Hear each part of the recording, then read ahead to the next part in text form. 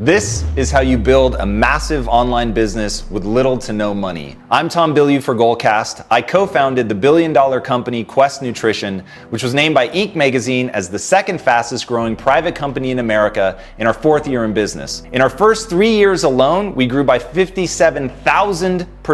And it all started as a small online business that we launched from our living room floors. All right, grab something to take notes with because I'm going to give you the step-by-step instructions on how to build an online business. Step number 1, start with why. The days of building a company on the back of a weak product, perfectly marketed, are thankfully over. In the era of social media, you're going to live and die by A, your product quality, and B, what you and your product mean in the minds of the consumers. The product quality is going to speak for itself. It either will work and be better than what else is on the market, or it won't. But what you mean to your customers, that requires a mission. People need to know why you're selling this product. Why you? What does it mean to you? Is it just about money? Or is there something more? Millennials and Gen Z are fanatical about the intentions of the companies they support with their dollars. And one of the most important marketing vehicles is going to be your story, your why. At Quest, for instance, our why was to end metabolic disease. That was the thing that drove all of our decision making. I'd grown up in a morbidly obese family, so for me it wasn't just about wanting to make a lot of money, it was about wanting to help people like my family. And that mission, that why, not only was our North Star, it was a powerful marketing vehicle. It let our consumers connect with us authentically, and it allowed us to tell them who we are.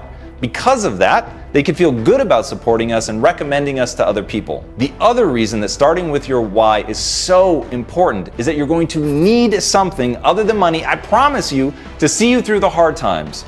Most entrepreneurs don't fail because they don't understand business. They fail because they don't love what they're doing enough to push through the mountain of boredom and suffering that are inevitably going to be faced as they get their company off the ground. I have a plaque that reads, "Find something you would die for and live for it." When you believe in something that much, then you're going to have the energy to fight through all of the hard times. 2, decide if you're going to make a physical product, and I'll include software here, an information product, or simply market someone else's physical or information product as an affiliate marketer. Creating a physical product, including software, is the most expensive of the three and will require the most startup capital, but also usually reaps the largest rewards. But startup capital, which is really just a fancy way for saying the money you're going to need to create the product and get the company started, is a determining factor for a lot of people. So if you can't afford the development or prototyping phase of a business, then you're going to have to decide if you want to raise capital or if you want to create a business around information or become a reseller or affiliate marketer for someone else's products. All are perfectly acceptable and can be strong and profitable businesses, but you need to be realistic about what fits your personality, your desired income, and your access to capital. For the scope of this video though, I'm just going to assume that you want to launch a business that you can start quickly and with virtually no cash. So to that end, most people will end up being a reseller or becoming an affiliate marketer.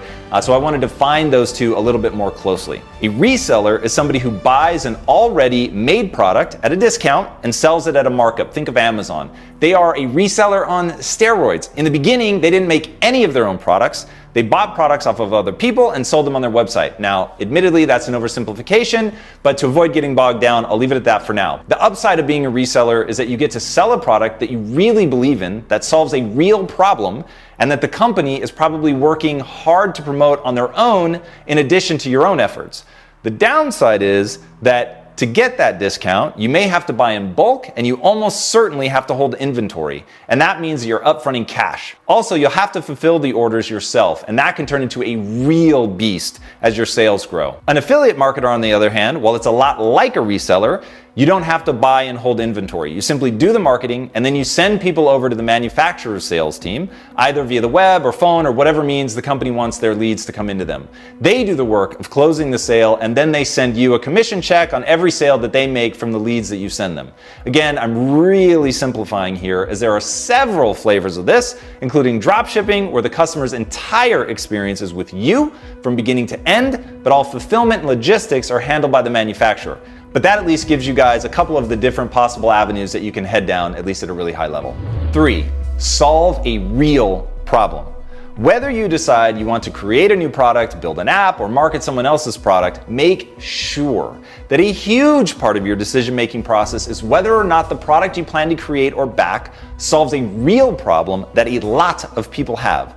The easiest way to sell a product is to show people how it solves a problem that they already know they have. Part of the reason that Quest was so successful is that people have to eat every day, and more people were waking up to the fact that what they eat massively impacts their health and overall well-being. But people also want to enjoy their food. At the time that we launched, most people believed that food was either delicious or healthy, but definitely not both. So our job was to make food that people could choose based on taste, and it happened to be good for them.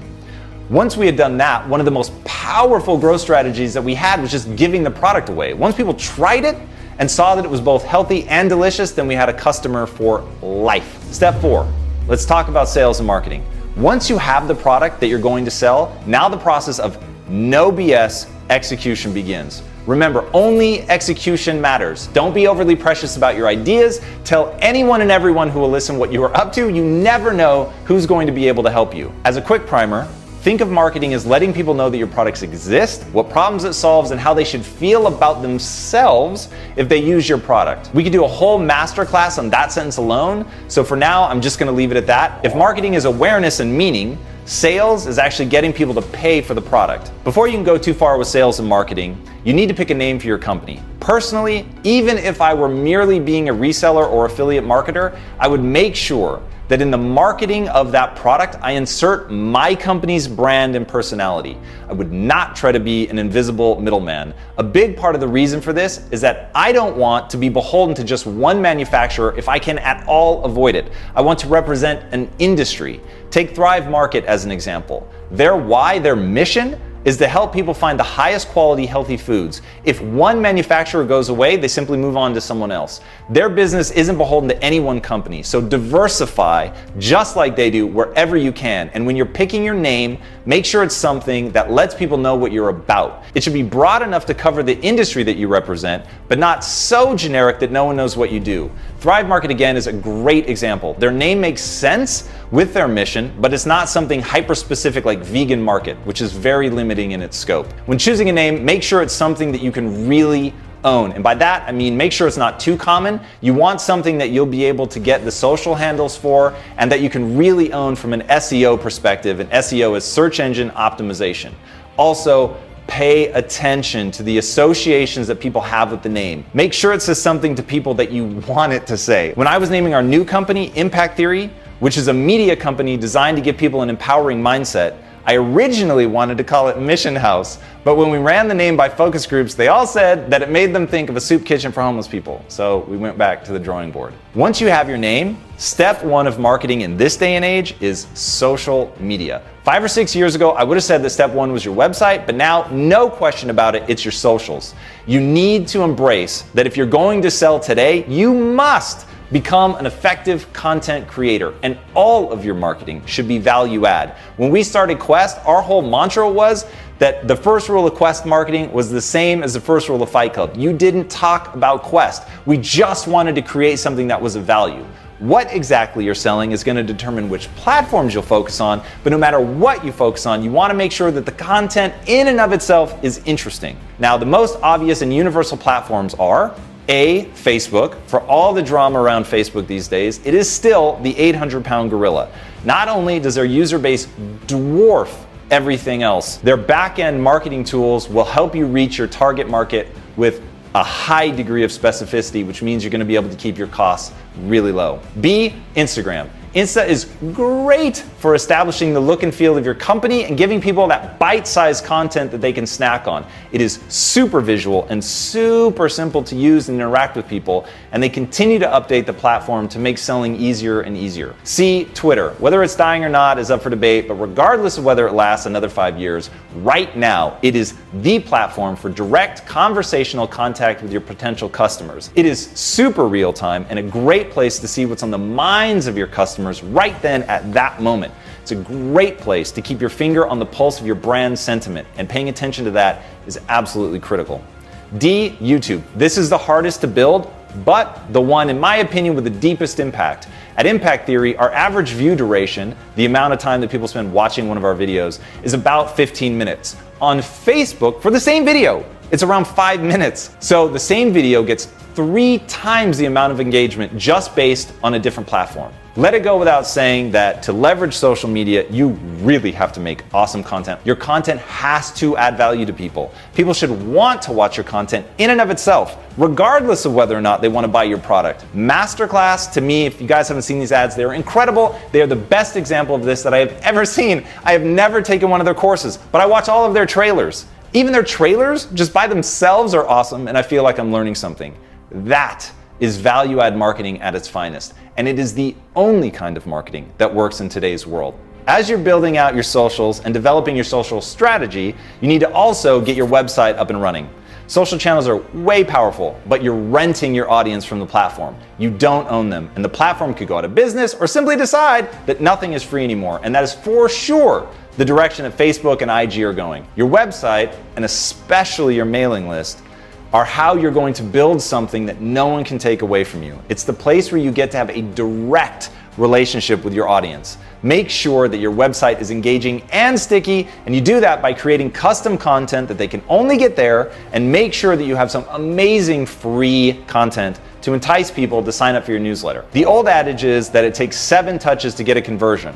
Your social channels will do a lot of the heavy lifting for you, but you're going to find that on social, you can't sell as hard as you can in, say, a newsletter. So for the real sales, your website and newsletter are going to do a lot of the work for you. So make sure you focus on making them extraordinary. People have got to want to engage with them. When creating your website, use a template, my friends. I cannot stress this one enough. You can customize it all you want, but unless you're a web developer, you are going to lose an insane amount of time making a custom website. There are so many options these days for literally buying a website off the shelf, but my advice is the ever faithful WordPress. It makes your site super easy to create, customize, and manage. All right, as a part of creating your website, you're going to want to make sure that you have a sales funnel. This is just a fancy term for how you take people from just finding out about your brand and or product all the way through to actually buying. Now, oftentimes, you don't go for the sale right away. You want to nurture your customer by adding value for free.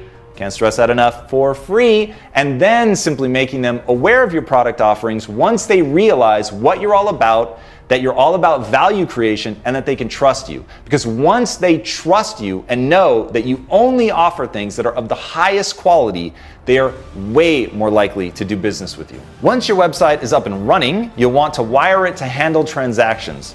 Now, if you're doing just affiliate marketing, this isn't necessarily that important, but if you're actually going to do the transactions, you're going to need to wire yourself for e-com. And assuming that you're going to handle your own transactions, you're going to want to use a pre-made e-com solution like Shopify that will plug directly into your website and allow you to process sales immediately. It's really pretty remarkable how far this has all come in just the last 5 to 7 years. There really are no excuses for setting up an e-com site. It takes very little money. You can get these solutions off the shelves. It is just absolutely amazing. So make sure that you're taking advantage of this stuff by using these solutions rather than trying to do everything custom. Not only is it going to save you time and money, but there will be plenty of people out there that know how to use and or modify your setup. And as you grow, that is going to become increasingly important. But when it's custom, finding people that can help you without first having to be trained on your entire system is brutal. Step 5, decide if you're going to register your company and get a tax ID. The legal and tax side of things is the least fun, at least for me, but it's absolutely critical. And the only way around this step is to remain a pure play affiliate marketer. And by that, I mean that you're not handling the sales on your own website, you're simply passing the lead off to the manufacturer and they're closing the sale. And if you do that, then you can get away with a simple 1099. But assuming you're creating your own product or you're a reseller, then you're going to have to register your company and get a tax ID. The good news is, just like the e-com solutions and just like the fact that you can get websites that are templates, these days, even the process of setting up and incorporating your company comes with a lot of help if you're using a service like LegalZoom. As of this recording, LegalZoom offers LLC creation packages for less than $100. So setting up a company has never been easier. Now, beware, because it does vary wildly state to state and country to country, but truly, with all the help that you can get online, it has never been easier. A few Google searches with terms like register my company or setting up a new business are going to get you started. Step 6. The last thing I'll say is don't let any of the technical stuff or any of the legal stuff bog you down. The important thing is that you get started. You can start building your audience right now today with a simple Facebook account and a smartphone. It really has never been easier. In fact, we started Impact Theory just building our social channels and getting people into our newsletter mailing list. And we did that long before we had anything to sell. But we had tens of thousands of people in our ecosystem before we ever tried to sell something, which meant that our sales had a lot of momentum. And momentum matters. Literally, momentum is everything. So not only do I want you to not worry about getting bogged down in all the technical stuff, I want you to tell everyone what you're up to. Try to get people excited about your idea rather than worrying about people stealing it. Ideas literally are a dime a dozen. The only thing that matters is execution. And while we are on the topic of execution, my friends, be sure to read the book E-Myth Revisited by Michael E. Gerber. It is one of the best books on starting and running a small business I have ever read. All right, guys, I believe in you. I know you can do this. I know you can build a successful company online. When I started my entrepreneurial journey, I had no idea what I was doing, literally none. And yet, ultimately, my partners and I built a billion-dollar business. All it takes is a commitment to never-ending learning. Don't worry about being good today. Just be committed to getting great over time. And nothing teaches more powerfully than action and failure. So put yourself out there with an open mind and a willingness to learn, and on a long enough timeline, you will succeed. This has been Tom Bilyeu for Goalcast. If you want more free content like this or want to learn more about my mission to build a media studio to rival Disney, follow me everywhere at Tom Bilyeu, or visit my website, impacttheory.com. If you haven't already, be sure to subscribe to Goalcast. And until next time, my friends, be legendary. Take care.